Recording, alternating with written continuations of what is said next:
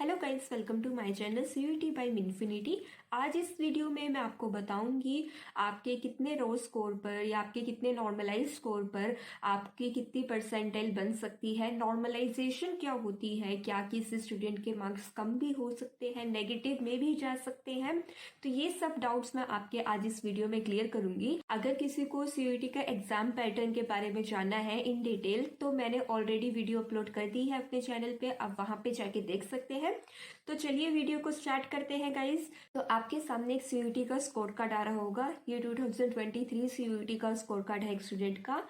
तो आप इसके अंदर सब्जेक्ट देख सकते हो। सबसे पहले हम बात करते हैं इंग्लिश की, जो आपका फर्स्ट सेक्शन होता है लैंग्वेज का। इंग्लिश में इस स्टूडेंट के मार्क्स 162.76 आए हुए हैं। अब आप देख सकते हो कि ये नॉर्मलाइज स्कोर है, ठीक है। नॉर्मलाइजेशन क्या होती है एक बार पहले हम उसके बारे में जान लेते हैं, फिर मैं दोबारा आपको इस स्कोर कार्ड दिखाऊंगी। तो नॉर्मलाइजेशन क्या होती है, जैसे कि जो एग्जाम है वो मल्टीपल शिफ्ट में होता है, ठीक है। जैसे इंग्लिश का पेपर है, ऐसे नहीं है कि एक ही दिन में एक ही शिफ्ट में इंग्लिश का सारे स्टूडेंट का पेपर हो जाएगा। तो अलग अलग शिफ्ट में अलग अलग टाइमिंग पे पेपर होता है और डिफरेंट पेपर आता है हमेशा हर बार। तो क्या होता है, डिफिकल्टी लेवल थोड़ा सा ऊपर नीचे हो जाता है। कई शिफ्ट में जो एग्जाम है वो बहुत डिफिकल्ट आ जाता है, कई में ईजी आ जाता है। तो इसलिए उस चीज को बैलेंस करने के लिए एक नॉर्मलाइज स्कोर बनता है, जो वेरी करता है आपका 200 से लेके -40 तक। तो हाँ, आपका जो स्कोर है वो माइनस में भी जा सकता है, चाहे आपके क्वेश्चन ठीक हो, चाहे आपके पॉजिटिव में रो स्कोर हो। लेकिन अगर आपकी शिफ्ट बहुत ज्यादा इजी हुई बाकी शिफ्ट्स के मुकाबले, तो आपका स्कोर नॉर्मलाइजेशन होने के बाद नेगेटिव में भी जा सकता है, -40 तक आपका स्कोर जा सकता है। और जो जनरल टेस्ट में है वो 250 से -50 की रेंज में आपका स्कोर रहता है। तो यहाँ पर आपका -50 तक नॉर्मलाइजेशन हो सकती है। नॉर्मलाइजेशन एक तरीके से आपके लिए बून और बैन दोनों हो सकती है, क्योंकि अगर आपकी शिफ्ट मुश्किल आती है तो वहां पर आपके थोड़े से चांसेस बनते हैं कि मार्क्स इंक्रीज हो जाए। लेकिन अगर आपकी शिफ्ट बहुत ज्यादा इजी आ जाती है तो आप कितना मर्जी स्कोर कर लो, आपका स्कोर कम होगा ही होगा।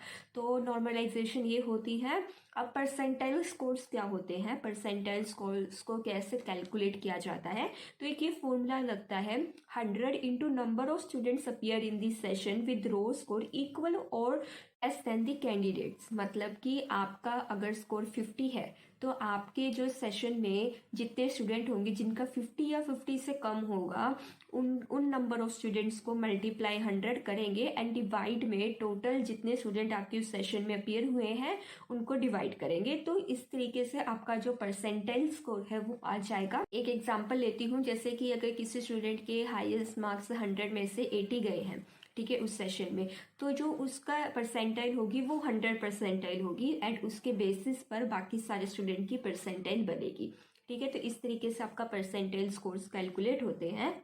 अब आपको दोनों चीजें समझ आ गई है, एक नॉर्मलाइज स्कोर और एक परसेंटाइल स्कोर। अब हम देखते हैं स्कोर कार्ड में, जैसे कि इसमें सिर्फ जो हमारे जो सीयूईटी का एग्जाम होता है उसमें हमारे रो मार्क्स नहीं पता लगते, हमारे नॉर्मलाइज स्कोर ही आते हैं सीधा।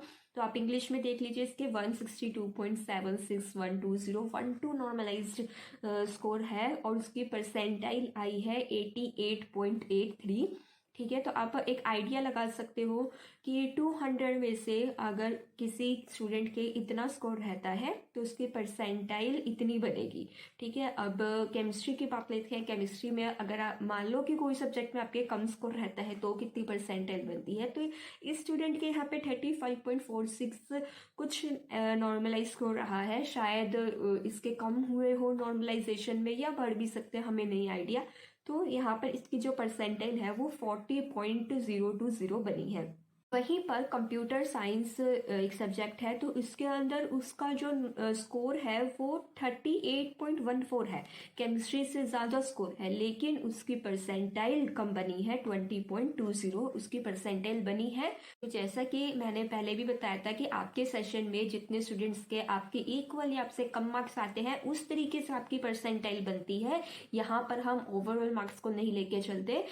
यहाँ पर दो चीजें फैक्टर करती है, एक तो डिफिकल्टी लेवल और दूसरा कि आपके जो साथ में स्टूडेंट्स एग्जाम दे रहे हैं उनके कितने स्कोर बन रहे हैं, ठीक है। तो इस स्टूडेंट के मैथ में 87.69 मार्क्स आए हैं, ठीक है, जिसमें 200 में से।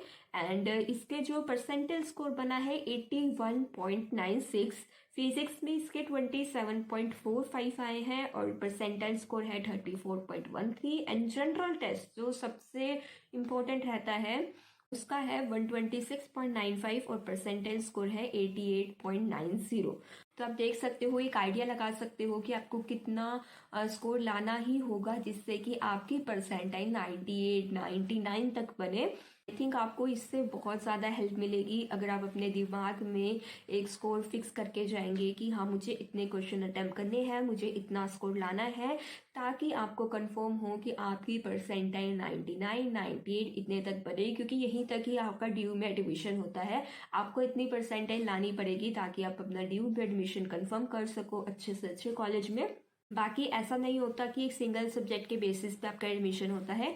जो भी आप कोर्स लेते हो उसके अंदर 2-3 सब्जेक्ट का कॉम्बिनेशन पूछा जाता है, तो वहाँ पर 2-3 सब्जेक्ट के आपके परसेंटाइल स्कोर लेके आपका एक कॉमन परसेंटाइल निकाली जाती है, उसके बेसिस पे आपका एडमिशन होता है।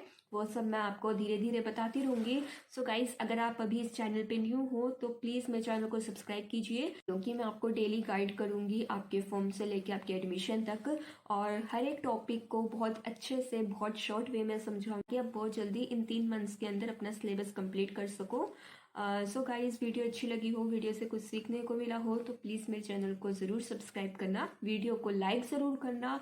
और अगर कोई और डाउट्स हैं आपके मन में ड्यू को लेके या एग्ज़ाम को लेके, कोई भी सब्जेक्ट को लेके कोई भी डाउट्स है, तो आप कमेंट सेक्शन में बेझिझक पूछ सकते हो।